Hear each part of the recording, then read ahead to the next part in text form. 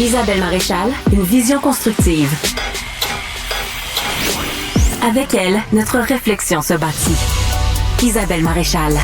Avec moi, Marc-André Leclerc, analyste politique à LCN, entre autres, et à Cube.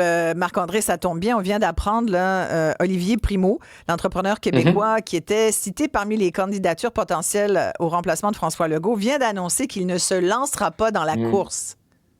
Oui, ben c'est un peu l'information, comme disait hier en fin de journée, des gens là qui avaient parlé avec M. Primo, que ça allait pas tarder sa réponse, que ça aurait été surprenant là, pour lui. Ben, il mentionne dans sa déclaration là, des engagements. C'est aussi également, si tu dis je me lance, ben qu'est-ce que ça implique dans ta vie personnelle, professionnelle? Clairement, M. Primo a fait le calcul, c'est mieux pour lui de continuer là, dans le monde des affaires. Mais ce que ça confirme un peu également, c'est probablement, Isabelle, il n'y aura pas de candidat de l'externe. Parce que là, si on parlait de Guy Cormier, c'est non, Olivier Primo, c'est non. Fait que les gens, puis également la rapidité de la course, peut-être l'état de situation avec la CAQ, là, ça fait en sorte que c'est plus difficile pour des gens de l'externe de se lancer, là. Il y a Linda qui écrit « J'aurais aimé voir Mme Guilbeault à la tête de la CAQ, mais sa tâche avec sa clique, ça me fait reculer. » Claude de Mont-Saint-Grégoire qui dit « Moi, je crois pas qu'il y ait une seule personne à la CAQ qui puisse leur redonner le pouvoir à l'automne. » C'est sûr que reprendre le pouvoir à l'automne, ça paraît pas très réaliste, mais d'après toi, est-ce que c'est la fin? Moi, je pense pas que ce soit la fin de la CAQ, là, le départ de François Legault. Non, je pense qu'ils sont en meilleure position en vue de l'élection dans 261 jours. Tu sais, Isabelle, on vote dans 261 jours, ça va rapidement.